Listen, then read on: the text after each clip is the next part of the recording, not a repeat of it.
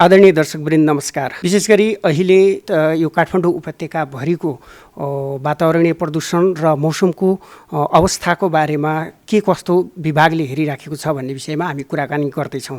कुराकानी गर्नका लागि आज हामीसँग हुनुहुन्छ जल तथा मौसम विज्ञान विभागका महानिर्देशक सरजु कुमार वैद्यज्यू। उहाँलाई स्वागत गर्न चाहन्छु। हार्दिक स्वागत छ। हजुर, धन्यवाद।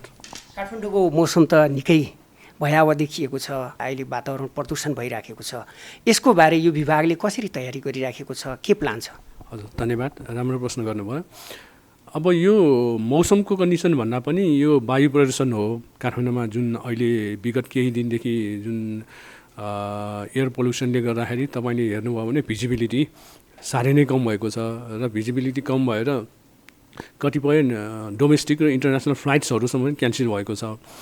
यसका साथसाथै चाहिँ नि अब तपाईँको आँखा पिरो हुने जस्ता खालका अब कतिपय प्रतिक्रियाहरू पनि आएका छन् भने अब धेरै जसो यो श्वास प्रश्वासको बिरामीहरूलाई चाहिँ नि यसले ठुलो इम्प्याक्ट पर्छ होइन। अनि यसको लागि चाहिँ नि अब मौसमी हाम्रो अफिसको जल तथा मौसम विज्ञान विभागको काम भनेको हाम्रो मौसम कस्तो छ भनेर हेर्ने हो होइन। यो एयर पोल्युसनको स्ट्याटस हेर्ने मन्त्रालय अर्कै छ होइन। वन तथा वातावरण मन्त्रालय हेर्छ यो एयर पोल्युसनको अवस्था के कस्तो छ भन्ने कुरा। तर यसलाई चाहिँ नि मौसमको अवस्था कस्तो छ र यसलाई कसरी चाहिँ नि यसलाई हेल्प गरेको छ होइन यो अवस्था हुनुको लागि भन्ने कुरा यो चाहिँ नि हामी हेर्छौँ। आजको यो परिस्थितिमा जुन वायु प्रदूषण भइराखेको छ, मन्त्रालयले हेर्ने छुट्टै पाटो छ। विभागीय तर्फबाट यहाँहरूको तयारी के छ? अहिलेको अवस्थालाई यहाँहरूले गर्न सक्ने सम्भावना के छ? हजुर, हामीले चाहिँ के गरेका छौँ भने यो अस्ति फ्राइडे हो क्या अरे हामीले एउटा स्पेसल वेदर बुलेटिन पनि निकालेका थियौँ। जब चाहिँ नि यो एयर पोल्युसनको लेभल हेजार्डस लेभलमा पुग्यो, यो किन पुग्यो, कसरी पुग्यो र अब कति दिनसम्म हुनसक्छ भनेर हामीले एउटा स्पेसल वेदर बुलेटिन पनि निकालेका छौँ। र अहिले पनि हामीले एउटा विज्ञप्ति निकाल्ने भने हामी प्लान गर्दैछौँ होइन। यो खास गरेर कस्तो भने हाम्रो एटमोस्फियर चाहिँ एकदम स्टेबल भइरहेको छ। त्यही भएर चाहिँ नि यो हावा पनि खासै चल्न सकेको छैन। अलि हावा बढी चलेको भए यो चैत वैशाख भनेको यो हुरी बतास चल्ने सिजन हो। तर यसपालि चाहिँ नि यो हावा हुरी पनि खासै चल्न सकेन। त्यही भएर चाहिँ नि अब नेपालभरि करिब 450 ठाउँमा भन्दा बढी ठाउँमा चाहिँ नि वन डढेर आगलागी भइरहेको छ होइन। यसैको कारणले गर्दाखेरि यो धुलो र धुवाँको मिक्सचरले गरेर यो काठमाडौँ उपत्यका जस्तै अरू पनि भ्यालिजहरूमा जस्तै सिमरामा भयो होइन, त्यहाँ पनि यो एयर पोल्युसन चाहिँ नि धेरै नै खराब भएको देखिन्छ। सिमराको मैले केही दिन अगाडि हाम्रो पेजबाट लाइभ गर्दाखेरि सिमराको पनि प्रदूषण भएको हो। तर विशेष गरी यो उत्तरी तर्फबाट पनि यस्तै किसिमको हावाहरू बढी वेग लिएर आइराखेको छ। यो के हो? उत्तरीबाट त्यस्तो हावा वेग आएको छैन, खासै छैन होइन। यो हुनुको कारण चाहिँ के हुन्छ भने मौसमी अवस्थाले यसलाई हेल्प गरेको छ होइन। भनेको मतलब जुन हावाहुरी आउनुपर्ने त्यो पनि आएन। कुनै एउटा ठुलो सिस्टम आएर अब पानी परिदिने होइन, ठुलो सिस्टमले चाहिँ नि यो जुन मौसम चलायमान हुनुपर्ने हो त्यो चलायमान हुन सकेन क्या। त्यही भएर यो भइरहेको हो। यो सिस्टम चाहिँ अझै केही दिन रहने देखिन्छ। कति रहला, के छ यसको अनुमानित के छ? तपाईँहरूले कसरी आकलन गरिरहनु? हामीले 3 दिनसम्मको मौसम पूर्वानुमान गर्न सक्छौँ र 3 दिनसम्म पनि खासै परिवर्तन हुने। आजको 3 दिनसम्म भनौँ, आज सोमबार भयो, मङ्गल बुधबारसम्म पनि खासै चेन्ज हुने अवस्था अलिक कम हुनसक्छ होइन, अलिक सुध्रिन सक्छ। तर खासै चेन्ज हुने खालको देखिँदैन। भिजिबिलिटी यस्तै कम हुन्छ होइन। त्यस्तै खास ठुलो सिस्टम आएर यसलाई हटाउने खालको, यो पोल्युसनलाई हटाउने खालको कुनै ठुलो सिस्टम आउने देखिँदैन। यो स्वास्थ्यलाई यसले निकै असर पार्छ भन्ने कुराहरू जुन आइराखेको छ अहिलेको जुन वातावरणको यो अवस्था देखिँदाखेरि, यो कतिको प्रभावकारी छ, यो कतिको घातक छ, कतिको खतरनाक छ, हामी कसरी जोगिनुपर्छ? मौसम विभागको तर्फबाट हजुरले कसरी भन्न चाहनुहुन्छ के छ?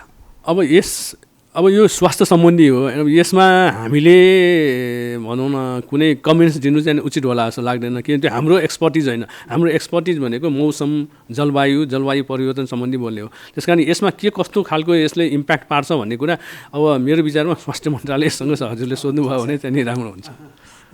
अब त्यसो भए 3 दिन अरू रहन सक्ने सम्भावना यहाँ मौसमविदले अब देखाएको भन्न खोज्नु भएको हो? हजुर, अझै 2-3 दिनसम्म, आजले 3 दिनसम्म चाहिँ खासै परिवर्तन हुने देखिँदैन। केही कमी हुनसक्छ तर खासै परिवर्तन हुने देखिँदैन।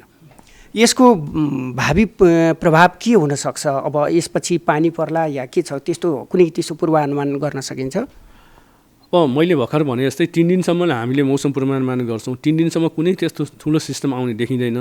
बिहिबारदेखि केही अलिकति हावा अलि चल्न सक्छ भन्ने हामीले अनुमान गरेका छौँ। तैपनि अहिले हामीले यस्तै हुन्छ भनेर अहिले भन्न सक्दैनौँ, किनभने हामीले मौसम पूर्वानुमान भने 3 दिनसम्म मात्र गर्न सक्छौँ। अहिले हाम्रो क्यापेबिलिटी त्यति छ। यो प्रविधिको हिसाबले हामी कतिको दक्ष छौँ, कतिको वेल टाइममा यसको रिजल्ट आउने गरेको छ, के छ तयारी, यो कस्तो भइराखेको छ? अब जल तथा मौसम विज्ञान विभाग अब को हिस्ट्री हेर्ने हो भने 5 दशक भइसकेको छ यो स्थापना भएको, होइन। अब रिसेन्टली मात्र भनौँ न यो जलवायु परिवर्तनले गरेर जलवायु परिवर्तनको जुन इम्प्याक्ट हाम्रो हिमालयजमा ठुलो इम्प्याक्ट परेको छ, त्यसले गरेर अनि यो हाम्रो गभर्मेन्टको अब डिसिजन मेकर्सहरू, प्लानर्सहरू, होइन, पोलिटिसियन्सहरू, उहाँहरूले पनि बुझेको छ कि यो जलवायु परिवर्तनले नेपालमा ठुलो असर पारेको छ। त्यसकारण चाहिँ अब यसको लागि भनेको अब यसले गरेर हाम्रो मौसममा धेरै ठुलो परिवर्तनहरू आइरहेको छ। अब यो काम गर्ने को भन्दाखेरि चाहिँ जल तथा मौसम विज्ञान विभाग हो। त्यसैले अब यो जल तथा मौसम विज्ञान विभागलाई चाहिँ नि अलि प्रायोरिटीमा राख्नुपर्छ भनेर गभर्मेन्टको प्रायोरिटीमा परेको हुनाले अब विगत भनौँ न 7-8 वर्षदेखि हाम्रो यो जल तथा मौसम विज्ञान विभागलाई कम्प्लिटली यो आधुनिकीकरण गर्ने भन्ने एउटा वर्ल्ड ब्याङ्कको प्रोजेक्ट थियो। त्यो अनुसार चाहिँ नि कम्प्लिट धेरै जसो भनौँ न नयाँ प्रविधि, नयाँ टेक्नोलोजी, नयाँ इक्विपमेन्ट्सहरू हामीले चाहिँ नि युज गरेका छौँ। पहिलोचोटि अब भनौँ तपाईँलाई हाम्रो चाहिँ 88वटा अटोमेटिक वेदर स्टेसन्सहरू देशैभरि हामीले राखेका छौँ मौसम सम्बन्धी जानकारी लिनको लागि। त्यस्तै चाहिँ नदी सम्बन्धी जानकारी लिनको लागि 70वटा नदीहरूमा हामीले चाहिँ त्यस्तै अटोमेटिक स्टेसनहरू राखेका छौँ।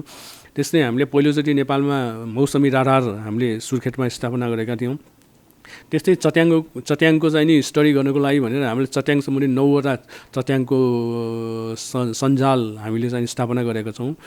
त्यस्तै गरेर एउटा एटमोस्फियरको हाम्रो अवस्था कस्तो छ भनेर त्यसको इन्फर्मेसन लिनको लागि हामीले एउटा रेडियोसोन भन्ने किर्तिपुरमा यो बेलुन उडाउँछ, त्यसमा सेन्सर राखेर अनि हरेक त्यो एटमोस्फियरको हरेक लेभलमा त्यहाँको तापक्रम कति छ, प्रेसर कति छ, विन्ड स्पिड, डिरेक्सन कति छ भनेर त्यो दिन्छ। त्यस्ता खालका हामीले नयाँ नयाँ सिस्टमहरू प्रविधि भित्राएका छौँ। र त्यो बाहेक चाहिँ नि हामीले अब हाम्रो मौसम पूर्वानुमान गर्नको लागि हामीले अब पहिला म्यानुअली गर्थ्यो भने अहिले चाहिँ हामीले कम्प्युटर मोडल्सहरू प्रयोग गरेर हामीले मौसम पूर्वानुमान अब हामीले 3 दिनसम्म चाहिँ हामीले गर्न सक्ने भएका छौँ। 3 दिनसम्म चाहिँ हामीले भनौँ न अलि कन्फिडेन्सली हामीले भन्न सक्छौँ। र हाम्रो उद्देश्य भनेको बिस्तारै अब यो 3 दिनबाट कमसेकम 7 दिनसम्मको मौसम पूर्वानुमान भविष्यमा निकट भविष्यमा हामीले गर्ने भन्ने हाम्रो प्लान रहेको छ। यो अन्तर्राष्ट्रिय स्तरसँग समन्वयन कतिको हुन्छ विभागको यो विषयमा? हजुर, अब मौसम भनेको weather and climate has no barrier भन्छ, यसको ब्यारियर हुँदैन। त्यसकारण मौसमको पूर्वानुमान गर्नलाई नेपालको मात्र डेटा भएर पुग्दैन, संसारभरिको डेटा चाहिन्छ, किनभने यो लिङ्क हुन्छ, होइन। त्यसकारण चाहिँ नि अभियसली हाम्रो चाहिँ नि अरू कन्ट्रिजहरूसँग, अरू हामी जस्तो इन्स्टिट्युसन्सहरूसँग हाम्रो कोलाबोरेसन भइरहेको हुन्छ, होइन। त्यसकारण हामीले यो मौसम पूर्वानुमान 3 दिनसम्म गर्नको लागि पनि हामीले विभिन्न कन्ट्रीहरूसँग कोलाबोरेसन गरेका थियौँ।